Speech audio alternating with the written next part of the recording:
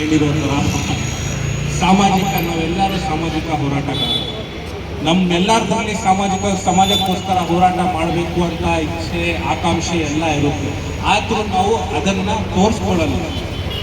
ಅದು ಒಂದು ಕೆಟ್ಟ ಅಭ್ಯಾಸ ಆಗ್ಬಿಟ್ಟಿದೆ ನೋಡಿ. ಯಾವಾಗಂತ ಗಾಂಧೀಜಿ ಯಾವಾಗಲೂ ಒಂದು ಮಾತನ್ನ, ಅವ್ರ ಚರಿತ್ರೆಯನ್ನು ನೀವು ಓದಿದ್ರೆ ಯಾವತ್ತೂ ಒಂದು ಮಾತನ್ನ, ಒಂದು ಏನದು ಮಂತ್ರನ ಯಾವಾಗಲೂ ಉಲ್ಲೇಖ ಮಾಡ್ತಾ ಇರ್ತಾರೆ.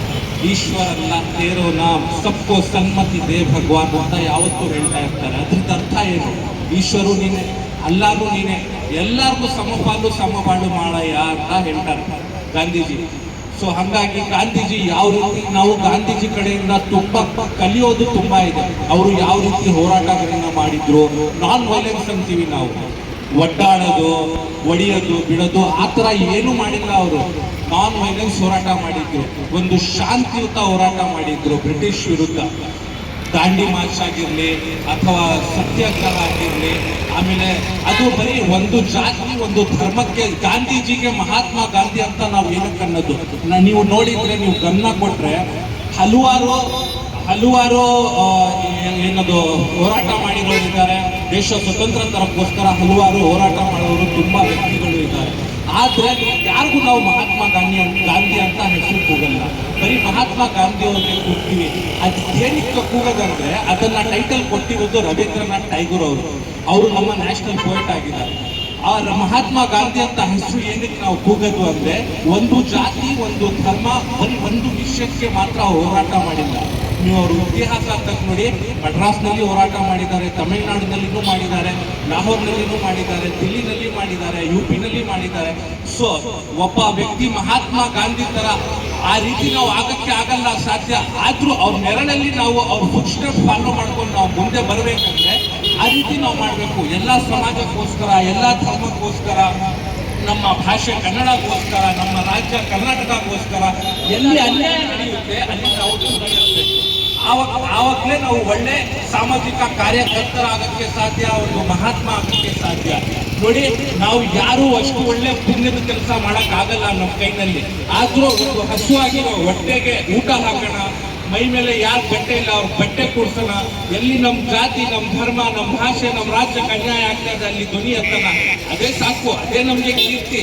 ಯಾರು ಸಂಘಟನೆ ಆಗಿರ್ಲಿ ಅಥವಾ ಯಾರೇ ಅವಾರ್ಡ್ ಆಗಿರ್ಲಿ ನಮ್ಗೆ ಅವಶ್ಯಕತೆ ಇಲ್ಲ. ಜನ ತಾನಾಗಿ ತನ್ನ ಮನಸ್ಸಿಂದ ನಮ್ಮನ್ನ ನಡೆಸ್ಕೊಂಡ್ರೆ ನಾವು ಸತ್ರು ನಮ್ಮ ಹೆಸರು ಸಾಯಬಾರ್ದು. ಆ ತರ ಕೆಲಸ ನಾವು ಮಾಡಬೇಕು. ನೋಡಿ, ಇವಾಗ ಒಂದು ಮುಠಾಲ, ಅವನು MLA ಆಗಕ್ಕೆ ಯೋಗ್ಯತೆನೇ ಇಲ್ಲ. ಅವನಿಗೆ ಯತ್ನಾಲ್ಗೆ ಅವನ ಬಾಯಿ, ಒಬ್ಬ ಅಪ್ಪನ್ ಹುಟ್ಟಿದಾನೋ ಏನೋ ಗೊತ್ತಿಲ್ಲ. ಟಿಪ್ಪು ಸುಲ್ತಾನ್ ಶಹೀದ್ ರಹಮತುಲ್ಲಾ ಬಗ್ಗೆ ಅವ್ರು ಯಾವ ರೀತಿ ಕೆಲಸ ಮಾಡಿದ್ದಾರೆ, SC ST ಆಗಿರ್ಲಿ, OBC ಆಗಿರ್ಲಿ, ದಲಿತರ ಆಗಿರ್ಲಿ, ಕರ್ನಾಟಕಕ್ಕೋಸ್ಕರ ಆಗಿರ್ಲಿ, ಬ್ರಿಟಿಷ್ ವಿರುದ್ಧ ಆಗಿರ್ಲಿ, ಎಷ್ಟು ಹೋರಾಟ ಮಾಡಿದ್ದಾರೆ. ಬ್ರಿಟಿಷ್ ಅವ್ರಿಗೆ SC ST ಮಹಿಳೆಯರಿಗೆ ಅವಮಾನ ಆಗ್ತಾ ಇತ್ತು.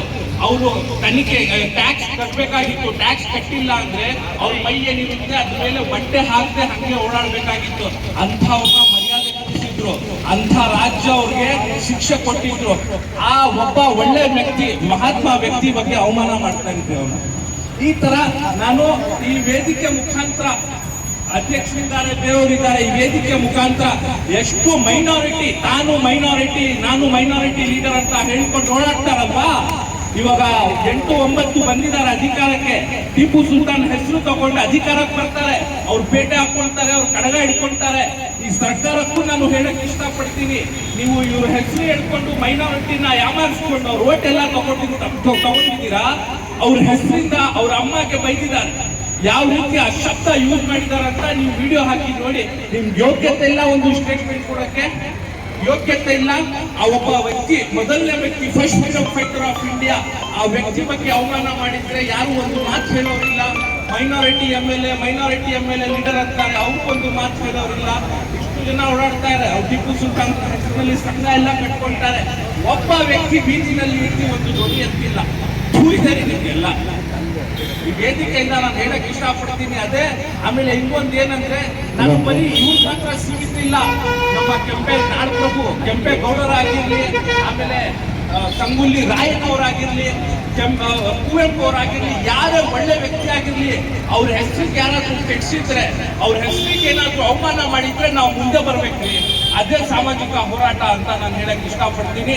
ನನ್ಗೆ ಎರಡು ಮಾತನ್ನ ಮಾತಾಡಕ್ ಅವಕಾಶ ಮಾಡಿಕೊಟ್ಟಿರೋ ಈ ವೇದಿಕೆಗೆ, ಆಮೇಲೆ ಅಧ್ಯಕ್ಷರು ಜನಪರ ವೇದಿಕೆ ಅಧ್ಯಕ್ಷರು ಜಾಕೀರ್ ಅವ್ರಿಗೆ, ಆಮೇಲೆ ನಮ್ಮ ಜಮೀಲ್ ಅವ್ರಿಗೆ ಎಲ್ಲರಿಗೂ ನಾನು ಹೃದಯಪೂರ್ವಕ ಧನ್ಯವಾದ ಸಲ್ಲಿಸ್ತೀನಿ. ಧನ್ಯವಾದ.